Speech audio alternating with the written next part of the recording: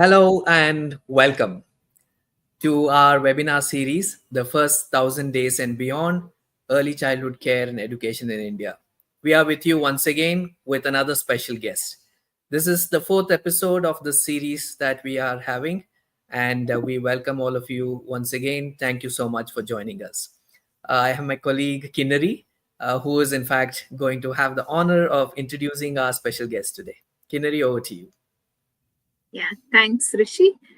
Welcome once again, everyone. My pleasure to introduce our speaker for today, Dr. Indumathi Rao. Dr. Indumathi Rao is a regional advisor for the Community Based Rehabilitation Network at Bangalore. That's called the CBR Network at Bangalore University. Dr. Rao, an advocate for the inclusion of people with diverse needs across South Asia. The network is based in Bangalore, Karnataka, and includes countries of Afghanistan, Bangladesh, Bhutan, Maldives, Nepal, Pakistan, and Sri Lanka, the large part of South Asia. As an executive of CBR Network, Dr. Rao's responsibilities include developing strong networks with universities and non-governmental organizations, advising the governments at the central and the state levels about the programs for inclusion for people with persons with disabilities, and advising them about developing policies and programs for their inclusion. Developing courses for universities in inclusion education with community-based rehabilitation, and disseminating the knowledge and skills practices on inclusive education and community-based rehabilitation. The CBR network, as a global network, is a member of many forums and partnerships, including the Global Partnership for Disability and Development initiated by the World Bank, and an associate member of the Rehabilitation International. CBR network in itself is a partnership where experts across the globe are invited to share their knowledge and expertise in a similar kind of lecture series. Dr. Rao, being one of the pioneers in the area of early childhood and working with persons with disabilities, it's a pleasure to have you here for our series on Explore the Sector. Ma'am, thank you for being with us today. One of the things that we've been discussing with all our speakers has been their journey into early childhood education and working for young children. We would like to know your journey as well, if you could briefly share that with us, and what you have to say about early childhood education and its criticality in today's context for India. Over to you, ma'am. Uh, Thank you, Rishikesh ji and Kinari ji, and also all very dear, vibrant participants who are here, where together we can, because the journey is of reaching out to people. We can do it only when we have collective wisdom and collective action. So, my own journey have been uh, um, motivated to do something for the society right from my student days as a student activist. And when I was working, I came across children with disabilities in Bangalore backward areas. And when we were looking at the inclusion, I was sharing the Panchatantra stories, and there was a cup of milk that was given by international agency for backward communities. So I used to share a story and give a cup of milk, and children would drink milk and run away. They would not stay for story. After some time, the milk powder was stopped. So I thought children are going to stop coming there because there was only story and there was no milk. And I was surprised, and it was very moral boosting for me. Children, they continued the journey without, I mean, having the milk powder. They came just for Panchatantra stories. And after a while, after all this, I did when I was in college. So when I was studying, I was sparing my time, and I was surprised to see that the children, supposed to be very notorious slums of Bangalore, I could see them going to college, studying, and doing well, and drastic changes in their life. So I thought if just a small story can make so much good, so why not focus on doing something? So as the very purpose of life, as I understand, is to be of some help to others. So I thought just sharing story and giving them some kind of hope to live was morale boosting for me. So I learned a lot from them, and then I continued. So while working, I came across a large number of children with disabilities where the parents were feeling very helpless because they had no idea what to do with them. And I started helping. Of course, my brother was severely epileptic, so I have seen what the pain and agony is for parents. So while working with those children, I could see them learning a lot by just giving them supportive hand.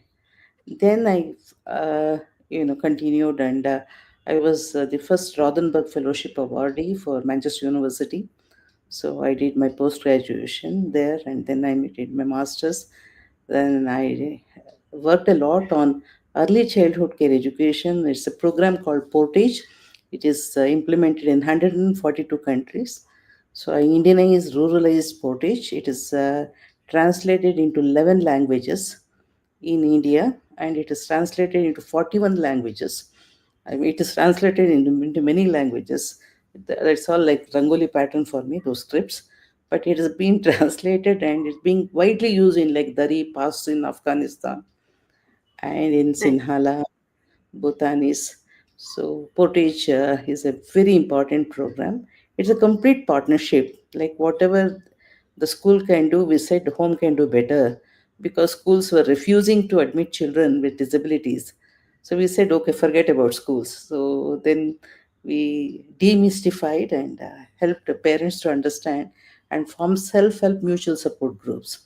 So this was a very big initiative which we did with NIMHANS as a very big program where transferring skills to parents. So I was part of the World Bank GPDD, Global Partnership for Disability Development. I was a world chairperson, and we felt instead of reinventing the wheel, we can do a lot by just achieve a lot by changing tires. So networking becomes very important. So learning from each other, sharing good practices, success, and also failures, so that we don't repeat the same mistakes.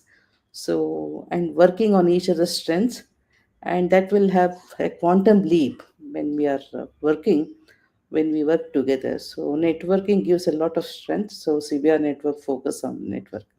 Thank you.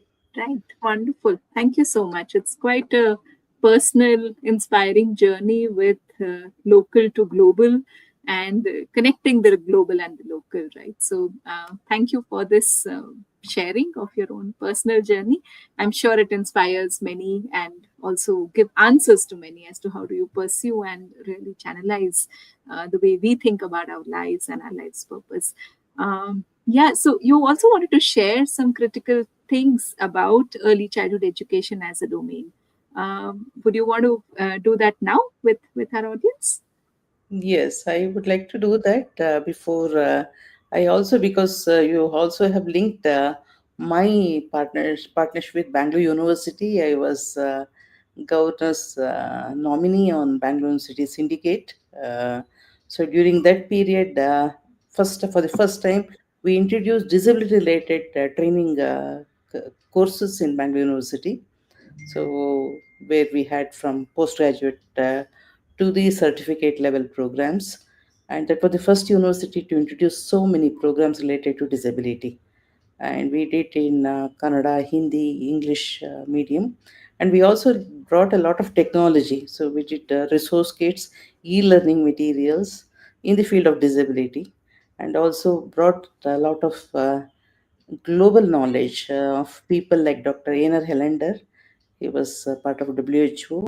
I mean, he is known as father of CBR. And then we had David Werner. So those who are in the field of health and disability, they all know David Werner, Helander, Turi Johnson. I had an opportunity to work very closely with them, and we brought a lot of knowledge into to countries like India. So when I say because whatever we are doing in India, we are also doing in other South Asian countries, and Right. we are also looking at various new knowledge. And today I'll be focusing on what is the whole journey and the critical issues concerning early childhood disability. I request someone to help me with my slides. Sure. So Yes. Yeah.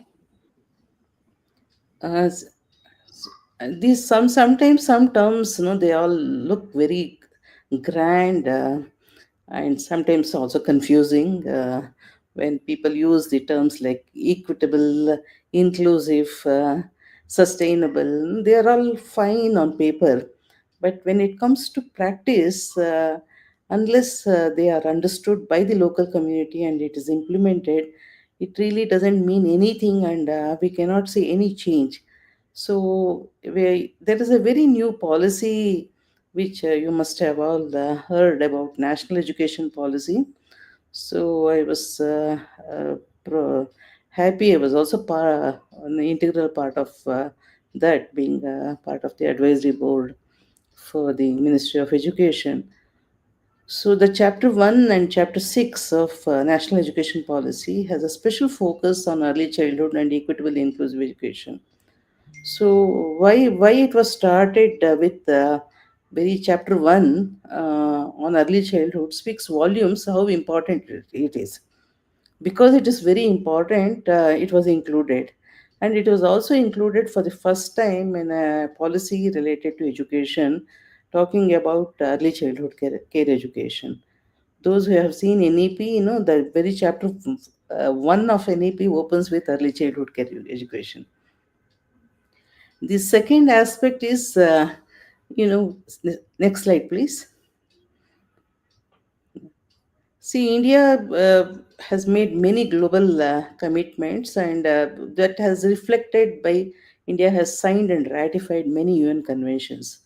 So, the in 1989, we start with the UN Convention on the Rights of Children, and regarding disability, there was a UN Convention on the Rights of Persons with Disabilities. It is called UNCRPD.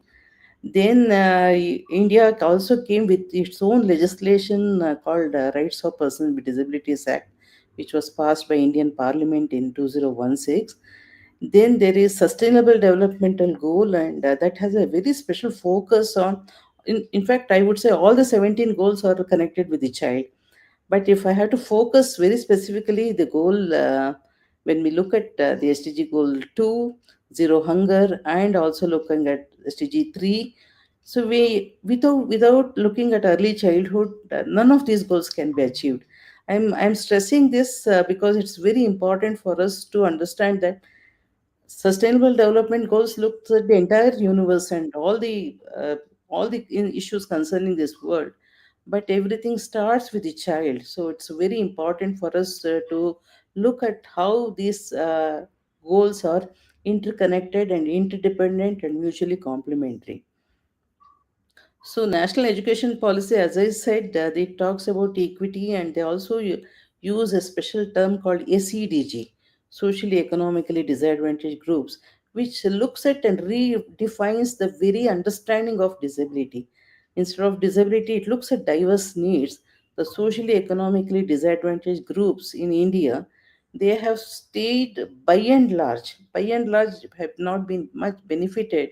So there is a need for a special focus, and there are the NEP talks about seven types of ACDG sections, but very specifically they ask that each state should identify their own socially economically disadvantaged sections and see that how they can be included into education.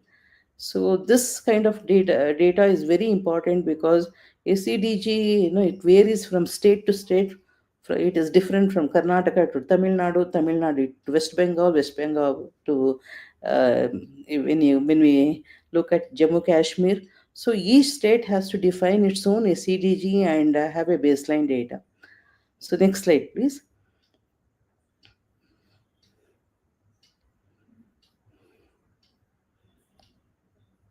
See, data mining is very important. Why we need to know numbers? It is not just head count, but I feel it is very important for us to have an adequate data, and that can be obtained by data mining. Even in inadequate, say, data from census, data mining gives us some direction. In a vast country like India, getting accurate data is very challenging unless data is analyzed and applied for policy making at the grassroots level, at say gram panchayat level.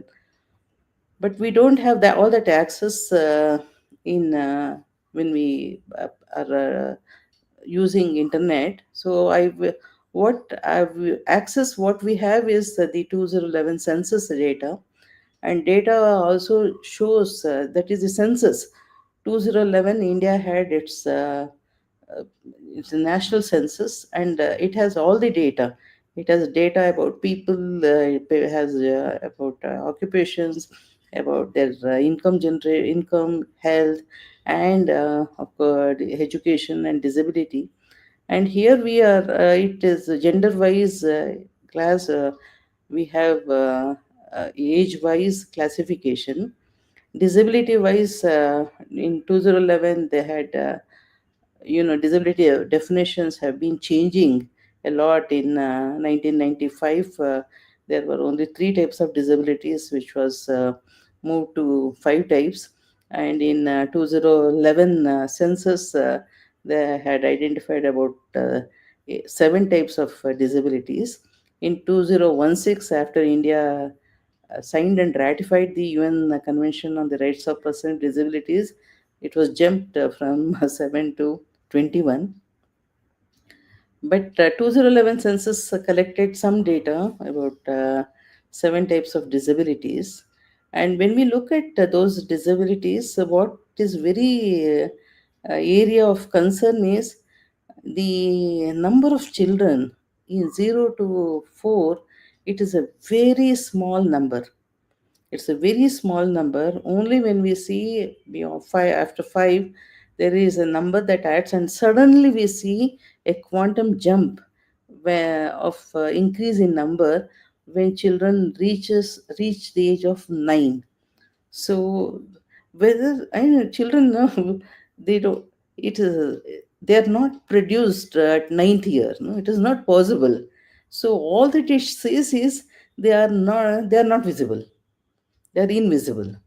So they are invisible in their first 1,000 days, which is a very critical period. So they are not seen, and they are not understood, and they are not counted. And they are seen and counted only when they reach the higher age group. So the first 9 years, first 8 years, which is very critical, which is also known as early childhood period, is completely neglected, and that is very very evident by the census data when we do data mining. Next slide, please. So, if when we India is committed, as I said, the commitment of India is to zero hunger is one of the main issues, and child survival, child protection, child safety. There are major areas. Education was not there at all, so it was included very recently. The development, and even if you see the child development charts, you have only height and weight parameters. So, I mean, anyone from the field of disability, or if you talk to any development pediatricians, if you don't look at development parameters, and if you just look at height and weight, just assurance of increase in height and weight, and when the child aligns with the developmental norms, it really doesn't guarantee that child is developing in a holistic way. But that parameter was completely missing. Even to this date it is still missing. So the development is not included at all. But for that, of course, India said we still have a long struggle on child survival. immunization, vaccinations, nutrition. They were all priority areas for us, but children who survived, they need to develop, no? So there is a need for support. So without giving that support, those children were lagging behind. And if you see, they Google and do some searching, it shows that our children, so we have more challenges even in a neighboring country like Bhutan. So it's very important for us to see that children, those who are born, they survive, they complete 9 months journey. That is something very very that I'm not going to discuss in detail today, but it is a very challenge for us. The survival for 9 months itself is a big challenge. Then the first 25 days is a big challenge. Then the first 1,000 days is a huge challenge for an Indian child. Only once they are once they survive, then there are other areas that we need to focus. So when we look at survival, India always look at child survival in terms of health and the total well-being development, and it also goes into spiritual development. If you see the objectives of ICDS, I mean, when they wrote, you know, ICDS is one initiative from which was followed by the American Head Start program. So it looks in a very comprehensive, holistic way. So the children have to survive, and the development has to take place in a holistic way, and also they move even to spiritual development. The goals are very clearly defined in that, and ICDS was started to achieve that. We have children with disabilities who are included by either default or by design into every preschool, into every Anganwadi worker. So I have loads of data to support it. At least 2 to 4 children with diverse special needs who are at risk are already included. Whether they get identified, whether they get support, that is a different issue. But there is no preschool, there is no Anganwadi without children who are at risk and who need support. Next slide, please. So, why we are talking so much about early childhood support? Uh, See, for the simple reason, in when we feed, if it makes a lot of economic sense for policymakers, because if we intervene early, we may need only just a rupee to give the kind of support that is needed for the child, so that the child is able to move on the path of holistic development. If we neglect in the first 1,000 days, then the same cost goes by in geometrical proportions. It goes up, and if it is further, say, if the child fails to get support, if the child completes 8 years, then the dependency, the rehabilitation support, and a child losing interest in education, and there are many other social factors that would come up if we don't give early childhood support. This is from the economic sense, from the policymakers. From the educationist perspective, the sensitive periods are so critical in the first 1,000 days and the first 8 years. So there, Maria Montessori, she calls it absorbent mind. So like a piece of wool, if you place it in water, the way it absorbs, similarly a child absorbs everything from the environment, and it's very very impactful for a child to develop when we start very early. And it is also very important, and we can do it in culturally, we can integrate that, and they become an integral part of absorbing the local social, cultural, and other developmental aspects. So looking at own self development and also supporting to their immediate family and the community. So whichever way we look at it, early childhood intervention makes a lot of political, economic sense as well as educational sense. And from the human perspective, angle, you are really helping a child to help himself, so that he is not dependent on others, so he becomes independent. That is the whole purpose of life. So early childhood support is very very important.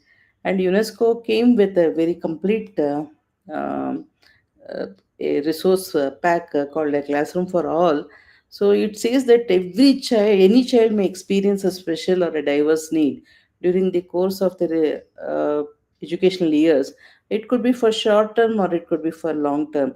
It could be due to conflict, it could be because of political changes, it could be because of disability, it could be because of corona, COVID like infections. There are many reasons. So, narrow definitions, narrow understanding of disability can do a lot of harm. So, disability and diverse needs can come due to diverse reasons. So sometimes known before birth, sometimes at the time of birth or after birth, or it could be for because of accidents.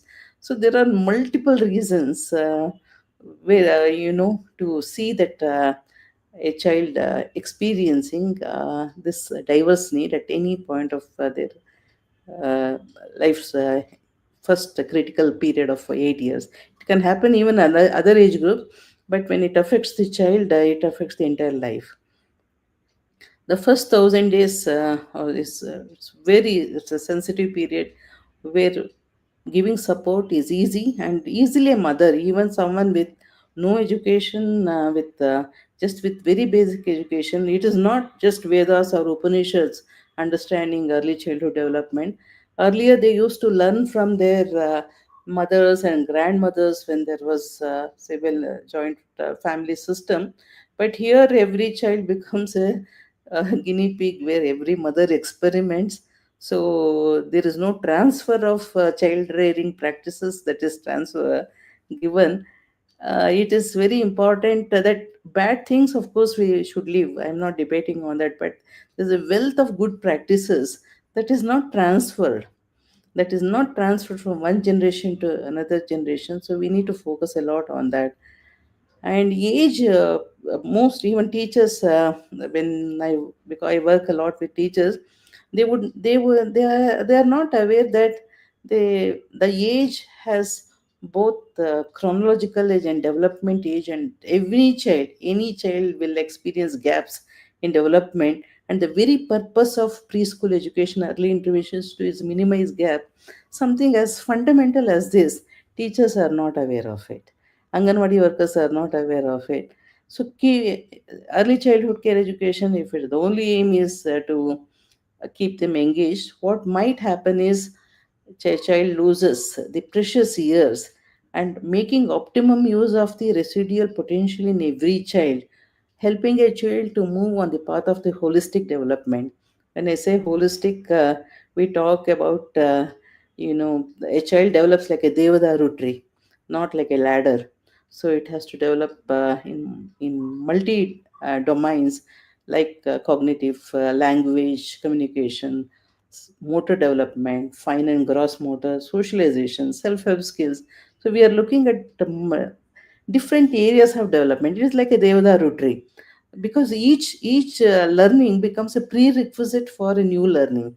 So any gap will lead to problems which can affect a person for the entire lifetime.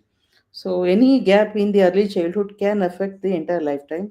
So we have to really make sure that it is holistic, and it is a child gets the right help at the right time, and reduce gaps is the purpose of early childhood education, preschool education. For that, the teachers need to have knowledge on what it is all about. Next slide, please.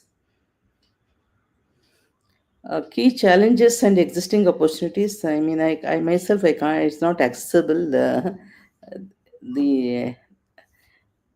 the fonts are too small. Here I'm talking about it doesn't happen like a ladder. No, that understanding is very important. And when we this multi dimensions holistic development and facilitating role, instead of teaching, early childhood support needs facilitating role, and that the adult, whether it's a parent or a teacher, they should know how to play that facilitating role, and they should be able to they identify the idiosyncratic development. I mean, the gaps in development. It's very important. A teacher is well versed in understanding that. And early childhood education needs both in terms of understanding the potential and making use of the potential to the optimum, so that no potential is wasted. And rural urban divide has to be understood, because that early childhood education has to be interwoven into the local social cultural practices.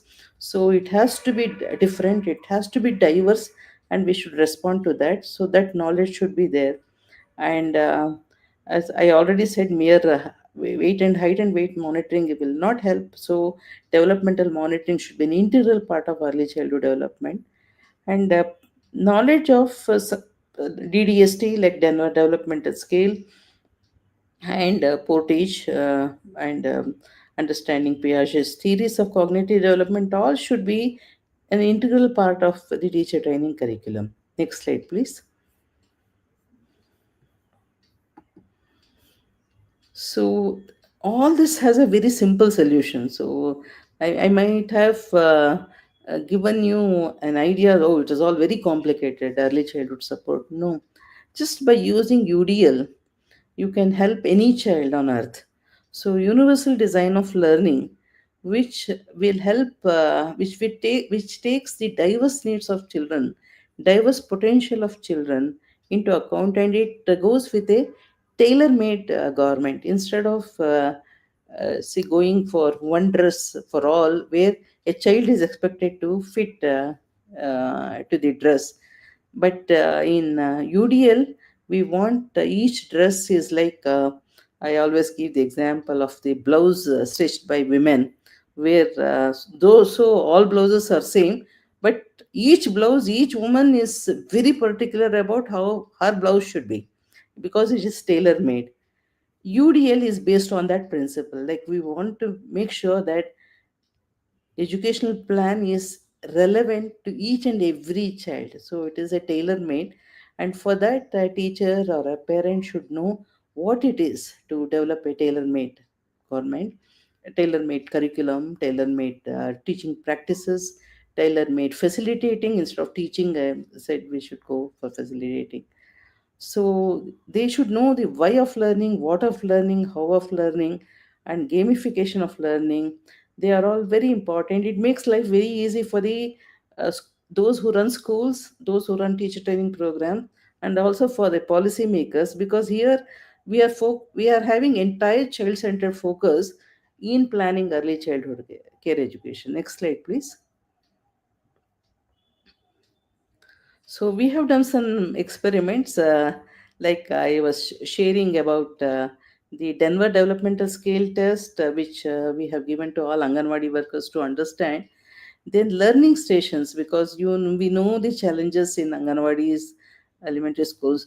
They don't have buildings, they don't have their own places, they can't even. So we have used ship containers, old ship containers. We have converted into learning stations, and we can't provide all materials, multisensory materials, so that we have made it for a cluster for a gram panchayat, create a learning station, so that all children have access, both at elementary level as well as preschool and also secondary level, and make all materials inclusive. So I have just given one example of how you can make sandpaper letters of Kannada, where we have added sign language and braille all into one, so that you don't have to develop different materials.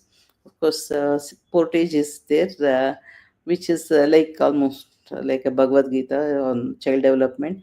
It talks about everything, and it is a global standard material. So one can use, instead of talking about Piaget, Skinner, and others. Portage keeps a mother with the fifth or seventh standard education, so that she can understand. So that is the purpose of Portage. So it is not just India. Even in the United States, where they have the same problem. They are looking at how to make things simple. So it is a very simple, and the portage. What you see in India, I have seen that 95% of the materials are available in Indian kitchens, so that they don't have to spend even money, because the poverty and disability, they have very close link. So we have done a lot of research on this aspect, where the materials what we suggest, most of it is available in Indian kitchen, in the poorest family. so that there is no excuse to neglect the child. So we are saying no money, no problem, we don't need any money. So even the materials, that is like a Montessori, we are having a program where we are training all the Channapatna is a place in Karnataka where they do a lot of toys. So we are training those toy makers to develop good standard portage Montessori materials.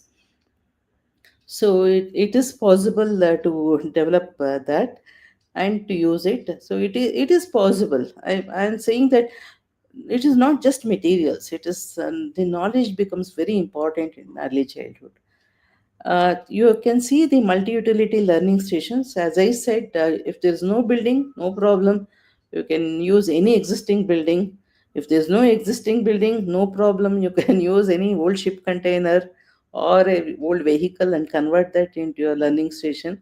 So we are not allowing any excuses of not having resources as an excuse to deprive the child. So this here I always give compare technology as Vishnu's 11th avatar.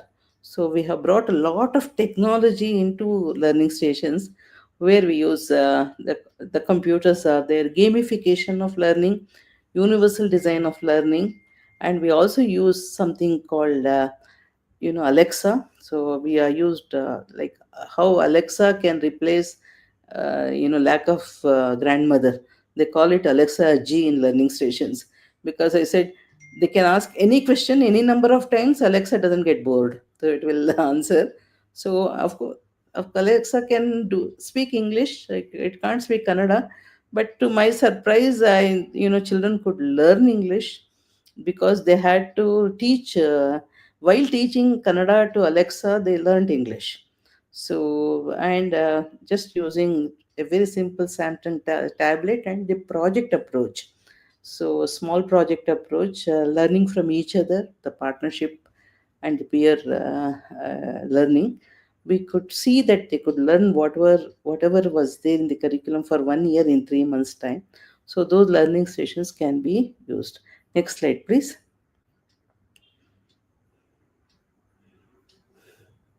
So the India, we have no shortage for policies.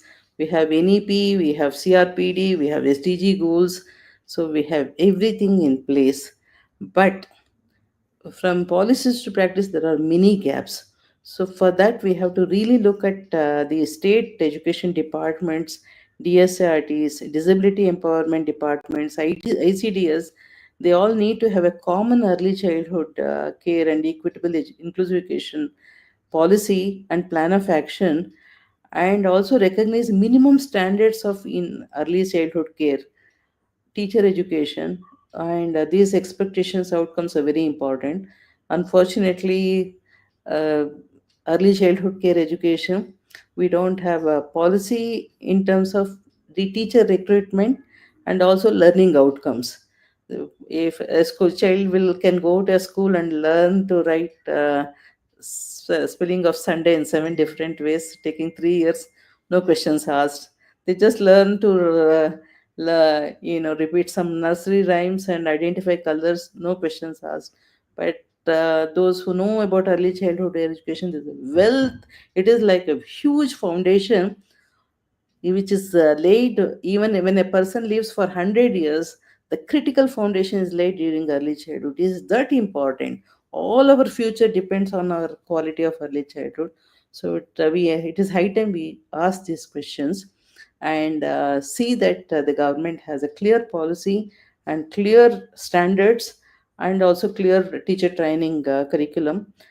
Whether they pay the teachers or not, I feel the standard should be brought. That is very important.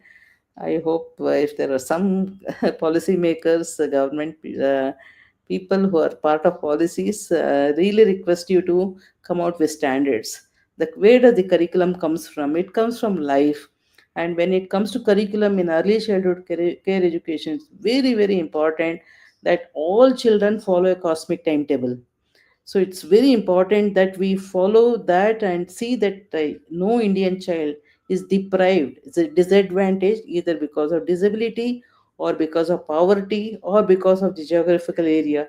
They should make optimum use of every potential a child has. And that the government, they have a very big role to play. Parents have a big role to play. Teachers also have a very big role to play. But we need to bring some standards into all that and accountability. Next slide, please.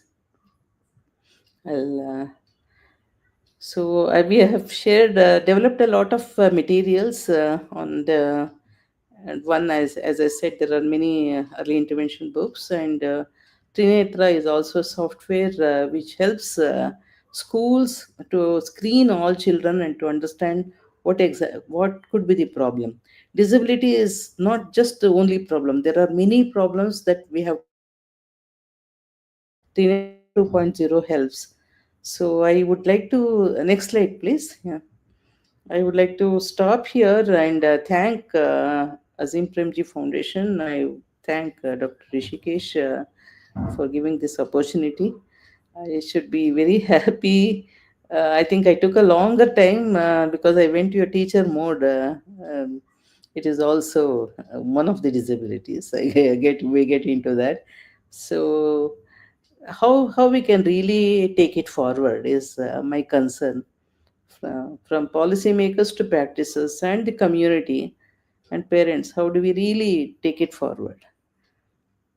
Thank you, ma'am. It was wonderful listening to you. Thank you. Yeah, you covered a spectrum of things, right? From the need, the scientific and the economic aspects, social, cultural, and finally, where are we in terms of policy? Like you said, we have many policies, but things on the ground that require a lot of attention. So, thank you for taking us through that. One of the questions that comes to mind is that children, very young children, we often kind of wonder what is it that school should be doing, right? What is it that teachers should be doing? And like you said, every house, every kitchen has the material required. And questions keep coming. I think this is one of the most consistent questions that many of us have had in all our webinars, is that children as young as 4 and 5 are learning 3 hours, right? Is that too young for children? So what is this right age, the kind of curriculum that is required for children? What would be your thoughts on it? Of course, the National Curriculum Framework for Foundational Stage has given us a range of things that we should be looking at. Children from 3 years to 8 years. The Navchetna curriculum has given us again a framework to look at birth to 3. So again, in terms of policy and frameworks, we have a whole lot of guidelines that are more and more coming. But what would be your thoughts, in terms of what is it that really we should be doing with young children, and what is it that teachers therefore should be prepared with? Like you said, theories on child development is something that teachers are not aware. In terms of curricular, hands-on understanding, what is it that teachers should be doing with children and what they should be prepared with? And interestingly, a whole range of our today's audience seem to be teacher educators and others who are working on the ground with children. So these inputs will be quite useful. I just want to, I'm just remembering one of my colleague, Professor David Bain from Calgary. So he has written a book which is titled Ecological Inventory. So I think teachers are very important to have the skills for ecological inventory, because all learning, especially during early childhood, it has to be deeply connected with the immediate life of the child. So they should know about what the language the child speaks, the cultural environment the child lives in, and also the entire environment the child is living. So that is very important, that the entire curriculum is flexible and it is deeply rooted at the grassroots level. It is very important. Like sometimes I feel that there are examples of giving a train for a child in a very remote tribal area, talking about how a train looks like and what the railway stations are all about. But where the child has no opportunity to see the train at all, but talking about something which is what the child sees. It could be a bus, it could be a bullock cart, even an aeroplane, because at least child can see. Talking about it makes a lot of sense. So it is, it's very important to make it very relevant. The relevance of the curriculum to the immediate life is very important. Talking about cakes and some cookies in the books, when the child lives only on ragi mudde, they are, it really doesn't require any big educationist to realize that it's nonsense. But this nonsense is very common. When we look at what is being taught, is has no immediate relevance to the child. So early childhood, uh, the entire childhood in learning has to be relevant. It has to be included, but in during early childhood, if it is not relevant to the child's immediate socio-economic cultural environment, it doesn't make any sense at all. So that is, so teaching the 3 hours for a child, you already said that there are guidelines. So it has to be based on the holistic child development. So holistic Yes. development, I said that children, all children, irrespective of the country, they follow a cosmic timetable. It is universal. That cosmic timetable has to be followed. The cosmic timetable with local examples. So we have to see that whether, teaching language which is not there in the environment, like teaching English for early childhood, for a period when the child is around 3 or 4 years, and also forcing the child not to speak the local language and to insist on English. I mean, this is all, we are all creating a new developmental gaps.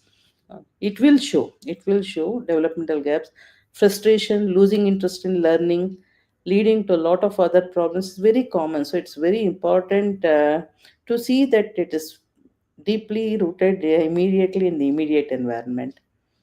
I hope I have Ma'am, answered. yeah.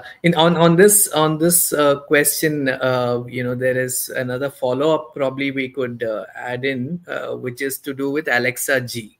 You spoke about it, though of course you said it is in English, so obviously it's probably for slightly older children, and you're not introducing it at a very young age once they're familiar with multiple languages. But the question here is as to, is that customizable, and how much of the context has this software taken, and it's part of the Trinetra 2.0, right?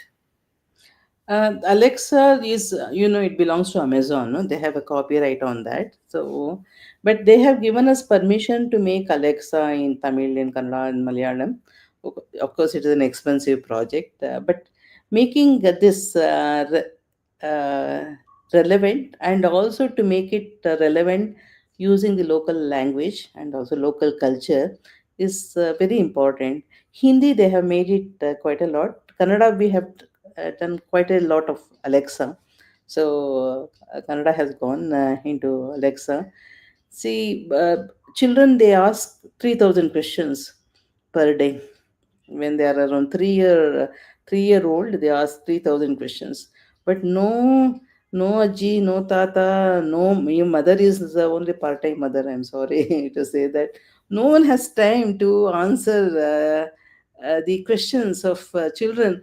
So when they see something like Alexa, so we called it Alexa Aji because it could answer the questions, answers, and Alexa said when it had no answers that I don't know. So, and Amazon was not aware that Alexa had this application of Exhaustive. Alexa. It was also new to them. When I saw Alexa as a very equitable, inclusive tool, so they were surprised that for them it was it was news, like how Alexa could be helpful.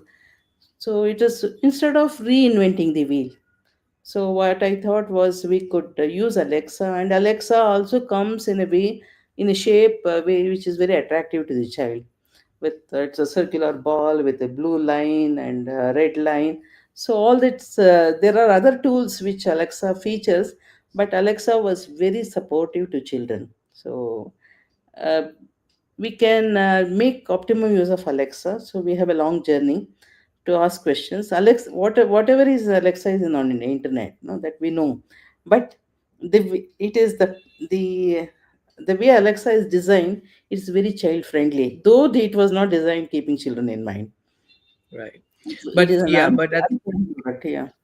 right. But at the end of the day, we know that there is a long way to go before, such kind of technological support systems are available for all our children. So, in fact, another question that has come on these lines is it even possible to have inclusive education in the public system? So, it could be Anganwadis or it could be the government preschools. So, what is your sense? I mean, beyond Alexa and beyond other technological support or resources that are available, how do you think we could look at education for very young children becoming inclusive? What kind of, I mean, Improvement, if I yeah, may just add also improvement. here, sorry, if I may just also add, what kind of support do you think earlier educators would require? What are your thoughts on some of these aspects? Yeah. See, there are many challenges, Rishiji, in rural areas. Even Anganwadi center, they say that even the land doesn't belong to them. So, for any, to make even toilets accessible, so they say that it doesn't belong to us. So, in that situation, and with the Anganwadi worker, with the kind of training inputs that is given for her during Anganwadi training, I would look at whether it is good, bad, or ugly. That is the only thing that is available. If I travel 50 kilometers away from Bangalore, I don't see anything other than that. So we have to build based on that, because children, where we see that poverty and disability has a very close link. The socially economically disadvantaged group children, they go to Anganwadi, they don't go to preschools, because preschools they may have to pay the fees, which the affordability, there are many issues related to poverty. So upgrading Anganwadi center is very essential. So we have to introduce programs like Portage, like I was Udisha is a World Bank program, Udisha Portage, where we trained 42,000 Anganwadi workers in Karnataka. And for all the 42,000, we also gave the Portage Kannada kits. And we gave the Portage talking Portage. Mhm. So, because Anganwadi workers could not read Kannada completely. So, there are many things which we learned more than Anganwadi workers. I learned a lot that they could not read completely, the screening forms and the content in Portage. So, we transferred the entire Portage into a talking book. Mhm. So we shared with Anganwadi workers. But what I see is by default, they are already there. Children who are disadvantaged children are already there in Anganwadi. So sustain them and help them to develop. It happens. But more than Anganwadi workers, the problem what I see is more with the government policies, because the government has to really take early education seriously. So that is something very important. So they need to look at outcomes, holistic development. If government also asks for 3R outcomes, no, Kinnariji, then we have a problem. If a government education department, if they look at outcomes in different domains of development, then Anganwadi workers will rise to the occasion, and they will meet the standard. So it is the it is the Sakshara who, when he doesn't do things properly, when you read it the other way around, no, he becomes more Rakshasa than others. So I don't think the problem is not with uneducated, illiterate parents, or poverty, or Anganwadi worker, lack of infrastructure. I feel it is the whole problem is about lack of seriousness about early childhood care education, which is not seen in policies. Even to this date, it is not seen. It is there in chapter one. Beyond that, I don't see much in when say teacher recruitment, teacher training curriculum. So there are several teacher training curriculum, early childhood care education, and if you really look into that, even teacher training institute, no, they focus on 3R. So we have to really look at critical period. But I also would like to share here the first 1,000 days is very important. The 0 to 3 is the critical period. So early childhood preschool teachers should have knowledge about the 0 to 3 year period. Only then they should they can do justice, because we have come out with my first 1,000 days journey, where the child is saying all to the adults, like what they should do and what they should not do, and they should not meddle with their life. So I have shared that calendar. It is also comes as a calendar for awareness, which we did for a national program on early intervention. So it's very important that we focus on first 1,000 days. And some of my medical doctor friends, they are saying that even we can't wait. No, we have to start right from the time of conception. So Yeah. the 9 months journey is so critical. So we can't neglect. So we have to see that the child gets right support inside the womb at the time of birth, because 90% of disabilities in India happens at the time of birth, because of there is a delay, difficult labor, and a lack of support at the time of delivery, and asphyxia is one of the major problems.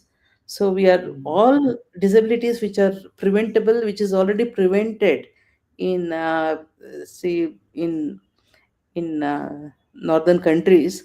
We still see those disabilities. And Mhm. also intoxication, I'm talking about highest use of pesticides leading to a lot of disabilities like autism is becoming Mhm. rampant. So we have to see from multiple angles. So Right, Absolutely. right. I think in the way that you have connected, the policy, the curriculum, the teacher training, and the criticality of just giving significance and the right kind of understanding about early childhood education. Thank you, ma'am. It's been a quite a holistic perspective that you have brought together today for our audience and for us, and critically really saying that where are we in terms of early childhood. We say in policy, but then what next, and the preparation that we need to do for it. So thank you for being with us today and really opening the area up, both from the point of view of data in terms of the programs and projects, some of your initiatives, and what more do we need to do, and how interesting ideas, using effectively technology, using teacher knowledge, being conscious to what every child needs. I think you beautifully highlighted a whole range of that. And I think I now take this moment, considering the time at hand, on actually sharing about the Azim Premji University's initiatives in terms of building this critical mass, the kind of professional that we are talking about today, and the need for them on the ground. So, society at large recognizing it, I think educators in our heart, we know that there's something so much more to be done, but for the society to recognize it and to come up with solutions and have trained professionals to work on those solutions, that's one of the kind of changes that we are seeking, and really feeling that we need to create this critical professional mass in our society. At the Azim Premji University, we offer undergrad, diploma, and master programs.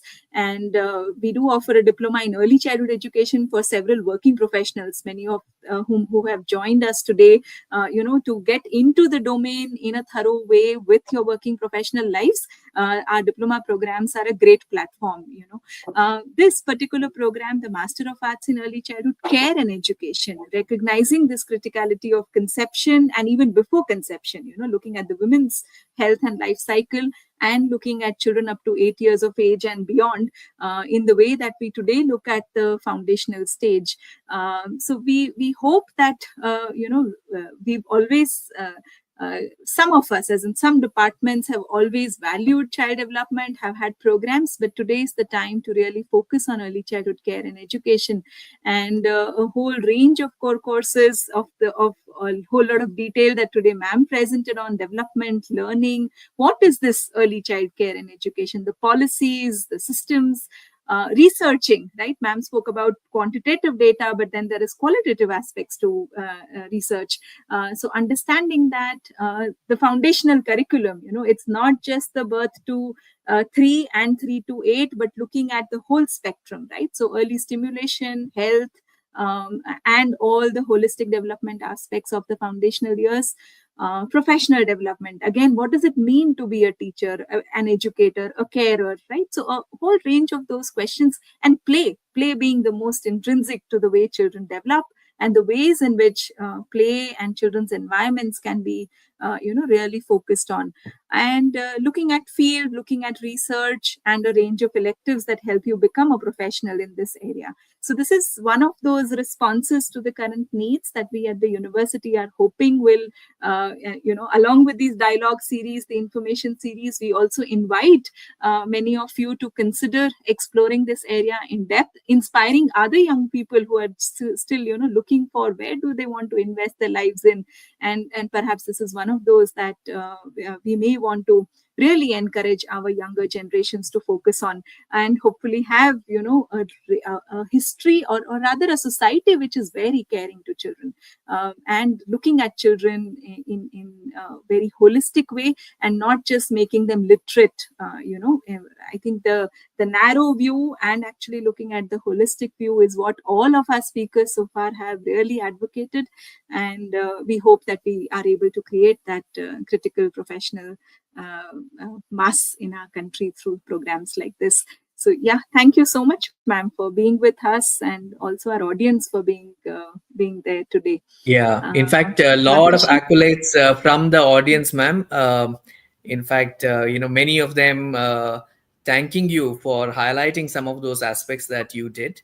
In fact, there's also a request in terms of, where can they access things like the calendar that you mentioned, and, the other various kinds of resources that you discussed during your presentation. My sense is the CBR Network website is where probably they Yeah, could the also Inclusion go to. Bharat website, it is a single window where they can access most of the materials free of cost. So, Once again, ma'am, where would that be? Inclusion Bharat, Inclusion Inclusion Bharat. Bharat.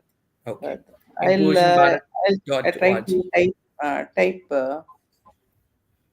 Right. So as ma'am types it and we put it on to the window, once again, thank you all for joining in. And as always, it's been a very enriching session, I'm sure, for all of us. And so really a heartfelt thanks for Dr. Indumathi Rao for having agreed to join us on this webinar.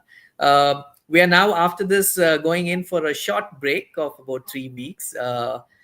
Celebrating Christmas, ushering in the new year, and we'll be back once again in the new year with our fifth episode. Kinnari, you want to share the date and Yes, so we meet on the 8th of January now, and having spoken at the level of policy, at the level of the child through our pediatrician, Dr. Indumathi Rao, again to look at disability, inclusion, our next speaker is going to be a entrepreneur, a social sector entrepreneur, and we would soon be sharing details about the speaker. It would be interesting again for those of you who have been in the field and have thinking of doing more, or those of you who wonder what is it that we should do in early childhood education. The session should interest and inspire, both groups. Yeah, so look forward to meeting you all again. Please, yeah. Yes, yeah, Rishi? we'll keep the name under wrap so that it can be announced as a surprise in the new year. Yes. Yeah. Okay. Yes. Thank you. Thanks, everyone. Thank you so much. Thank you all. Bye.